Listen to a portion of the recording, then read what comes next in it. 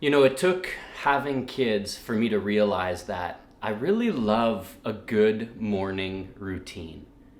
And for me, a good morning routine includes getting up early, making coffee in like a slowed down, intentional way, sitting in a comfy spot, grabbing a book or even my Bible and taking some time to think and to pray, maybe grabbing a journal and taking some time to write. Just get thoughts out. No agenda, no intentionality to get something done, just to sit and to be. The funny thing is, though, that because I have kids and young kids, I very rarely get that time to have a morning routine. There would have been nothing routine about the first day of the week, that Sunday morning, all those years ago, when the women first went to the tomb following the death of Jesus. And so if you've been walking through this week with us, you'll know that Jesus died on Friday, which is the Jewish Sabbath, or the beginning of the Jewish Sabbath at sundown. And because of that, they weren't able, Jesus' friends weren't able to bury Jesus in the way that they would have deemed fitting and proper. They wouldn't have been able to wrap his body properly or adorn his body with spices and perfumes and oils. They had to do it hastily. And because of that, Sunday morning, very early in the morning, they go back to finish the job. There's nothing routine about having to return to a tomb to finish burying a body 3 days later. And there's certainly nothing routine about finding that tomb empty. Luke's gospel tells the story this way. On the first day of the week, very early in the morning, the women took the spices they had prepared and went to the tomb. They found the stone rolled away from the tomb. But when they entered, they did not find the body of the Lord Jesus. While they were wondering about this, suddenly 2 men in clothes that gleamed like lightning stood beside them. In their fright, the women bowed down with their faces to the ground, but the men said to them, "Why do you look for the living among the dead? He is not here, he is risen. Remember how he told you, while he was still with you in Galilee, the Son of Man must be delivered over to the hands of sinners, be crucified, and on that 3rd day be raised again." Then they remembered his words. When they came back from the tomb, they told all these things to the 11 and to the others. It was Mary Magdalene, Joanna, Mary the mother of James, and the others with them, who told this to the apostles. Even, and maybe especially, to those first women who showed up to the empty tomb, the resurrection was unexpected. They didn't go to the tomb expecting to find resurrection. They went expecting to find a dead body. And when they arrive and the stone is rolled away and the tomb is empty, they don't immediately think resurrection. When they turn around and they see 2 angels standing there, 2 messengers from God, their immediate reaction is not to ask them, "Hey, where's Jesus? He told us that he was going to be raised from the dead." Their immediate reaction is fear. It says, in their fright, the women bowed down with their faces to the ground. And it's at that moment that these 2 men speak the words that, again, would have been unexpected. He is not here. He is risen. The invitation at Easter, and especially on Easter Sunday, is to celebrate the resurrection. The fact that Jesus was brought back to life and to new life.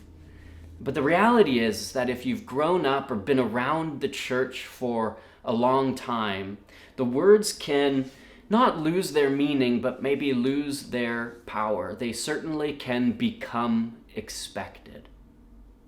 And so the invitation this Easter and the practice that we have for you today is to celebrate the resurrection. And part of celebrating the resurrection is learning to look for Jesus in unexpected places.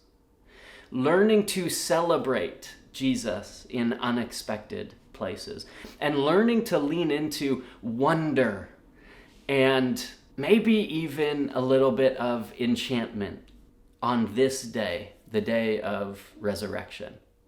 We're going to continue reading in chapter 24 of Luke because the story continues with these unexpected revelations of resurrection, of empty tomb, of Jesus risen. We're going to skip a few verses, but pick it back up in 13, the road to Emmaus. And in verse 13, it begins this way. Now, that same day, so the same day as resurrection, the same day that the women have gone to the tomb, this is a little bit early, or later on rather, in the day, two of them were going to a village called Emmaus, about 7 miles from Jerusalem. They were talking with each other about everything that had happened.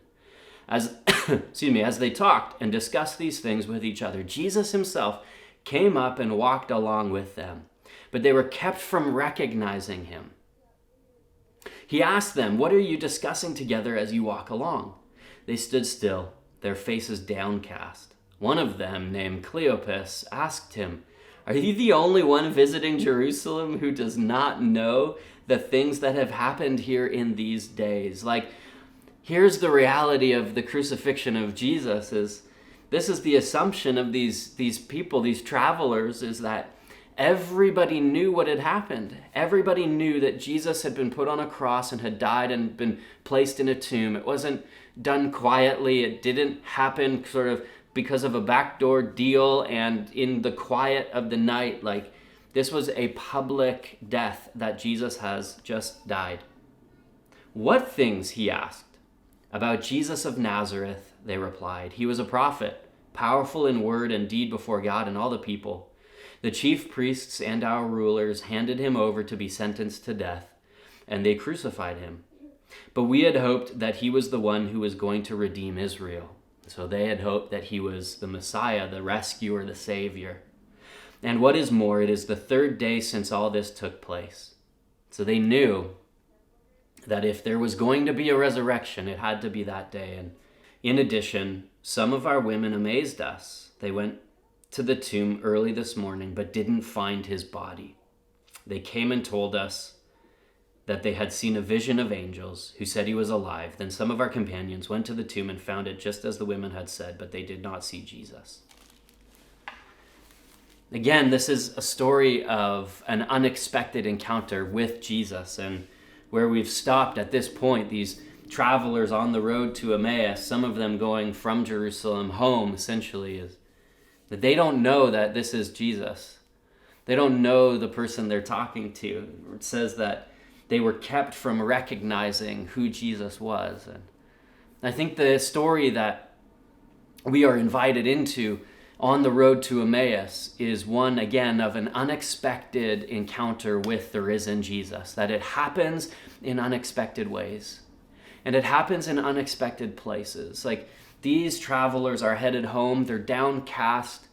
Obviously, they've given up hope. The women have gone to the tomb, have come back, and they said that, "Listen, the tomb is empty. We saw these messengers, these men who told us that he's not here, he's risen." And the disciples go, and they also can't find the body. And still the first response that the disciples have, that the followers, the friends of Jesus have, is not that he's risen, but that he's dead and now gone. That something has happened to his body. He's been moved. He's been taken out of the tomb. He's been placed somewhere else. They don't know where to find him. And that's kind of the story that evolves throughout all the Gospels. There's these lines like, "Please, they've taken the body of Jesus and we don't know where to find him." And I think it's important for us to remember on this side of the story, so many years later, when we look back and when we read, as we work our way through Easter and as we celebrate the resurrection on Easter Sunday, that resurrection wasn't what people thought first when the tomb was empty. There was fear, and there was worry, and there was confusion. There was maybe even a little bit of chaos, and the people were uncertain of what was going to happen next.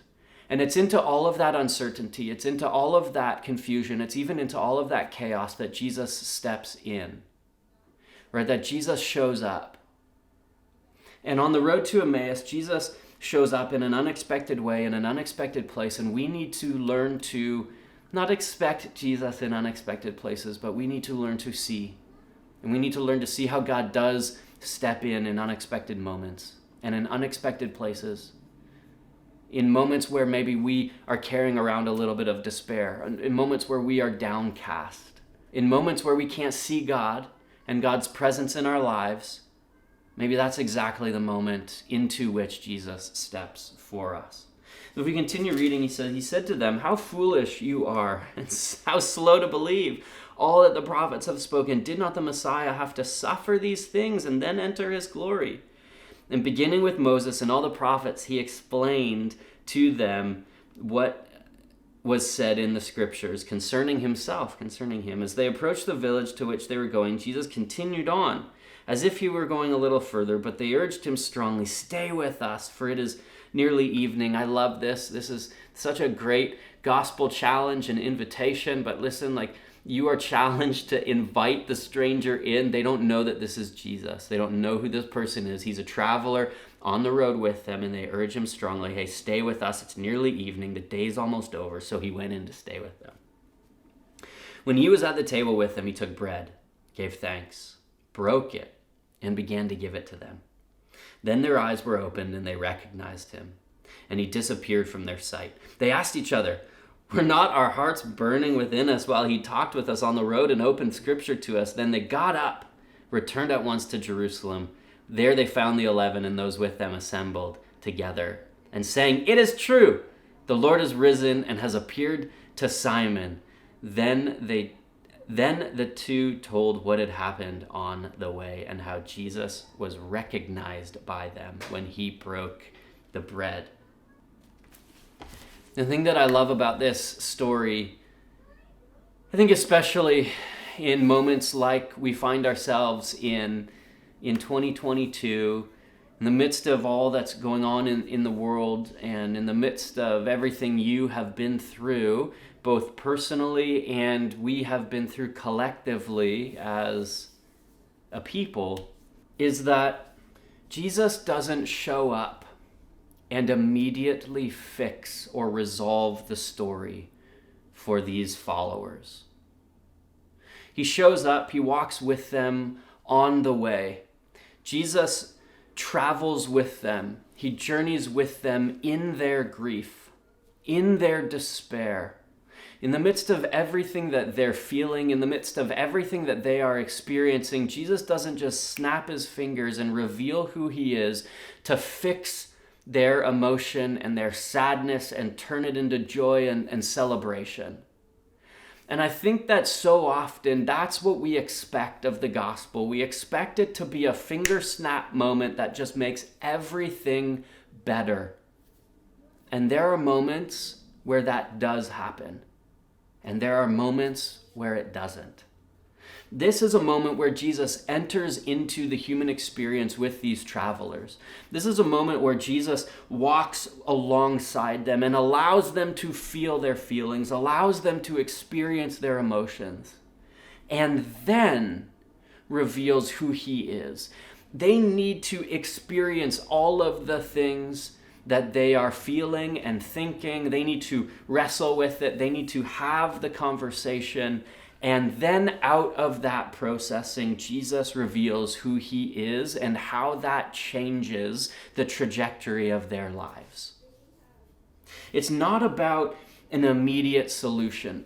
It's not about an immediate fix. It's not even about a Band-Aid or something to make you feel better. The resurrection heals deep, deep wounds. The resurrection heals the deepest of wounds, the wounds of sin and death. And the grief that these travelers are experiencing as they return home is a grief that finds its core, its root in death. They are grieving the loss of Jesus. But a little bit more than that, they're grieving the fact that Jesus, in their minds, turned out to not be the Messiah. And Jesus allows them to feel that and to think that. And then he uses that moment to tell them about himself again. He reveals himself to them again. As he breaks bread, as he sits at the table with them, as he gives thanks, their eyes are opened, it says, and they recognize Jesus. There is a part of the gospel message and the hope that we have on Easter Sunday when we celebrate the resurrection that can only come out of a deep experience of grief. We need to grieve. We need to grieve the death of Jesus in order to experience the life and the resurrection, the new life that Jesus himself experiences and has to offer you.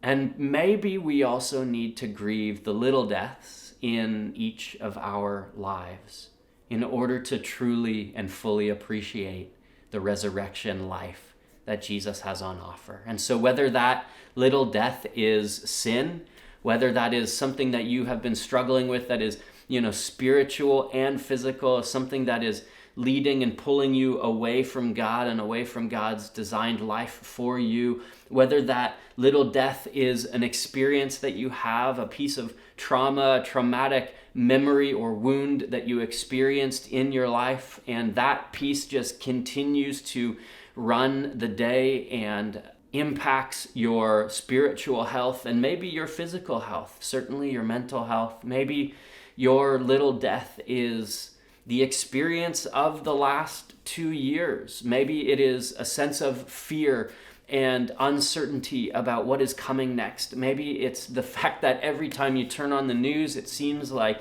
something is completely and utterly wrong with the world and the way we seem to be living lives as humanity. Regardless of what it is that you carry around with you, regardless of what it is that you experience day in and day out as your deep despair, whatever it is that has your face downcast, like these travelers. The invitation on Resurrection Sunday isn't just to tidy it up and put it aside and to celebrate the resurrection. The invitation on Easter Sunday is to allow the resurrected Jesus into those places of your life so that he can bring life to the deadest of places in your life. The resurrection isn't just about eternal life. It's not just about securing heaven after you die. The resurrection is about living into the kingdom of God today, here and now. But in order to do that, at least in order to do that to the fullest measure, we need to invite Jesus into the places that maybe we've kept walled off historically. If at any moment on this journey, these travelers had turned Jesus away or had turned away from Jesus, and certainly I've got to wonder that at least at the moment where Jesus goes on a little further, if those travelers don't stop and persuade him to stay, if those travelers don't turn and say, hey, it's getting on, it's late, come stay with us. They urged him strongly, it said. They gotta wonder if their story doesn't turn out differently.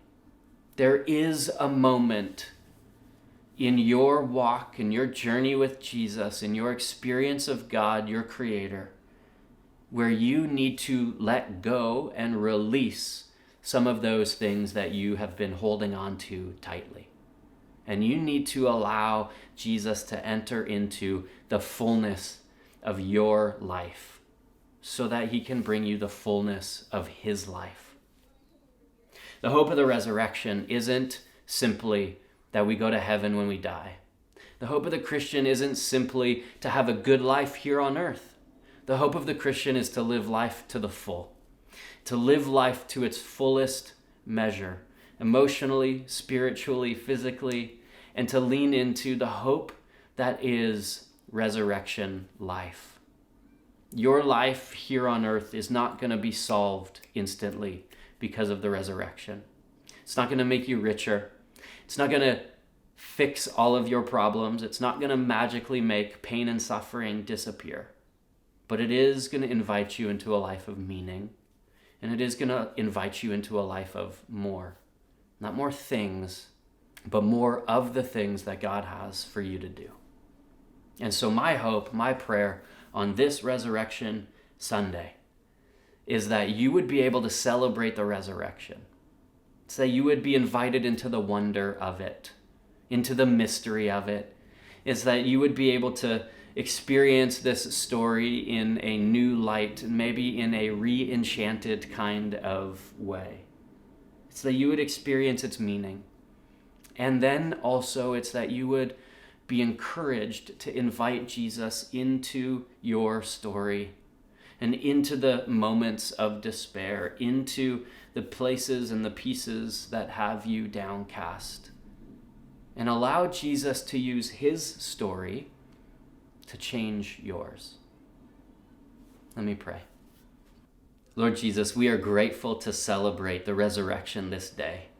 We're grateful for the promise of life and new life. We're grateful for the hope of the resurrection. We're grateful for the reality that you walk alongside us and enter into our stories with yours. And God, there's power in that, and there's healing and health and wholeness in that. And so, God, I pray that you would challenge us to allow you into these places of life that maybe we've kept walled off from you, that you would challenge us to release these little deaths, these pieces of sickness and suffering and even sin to you, that we would learn to surrender the whole of our lives to you.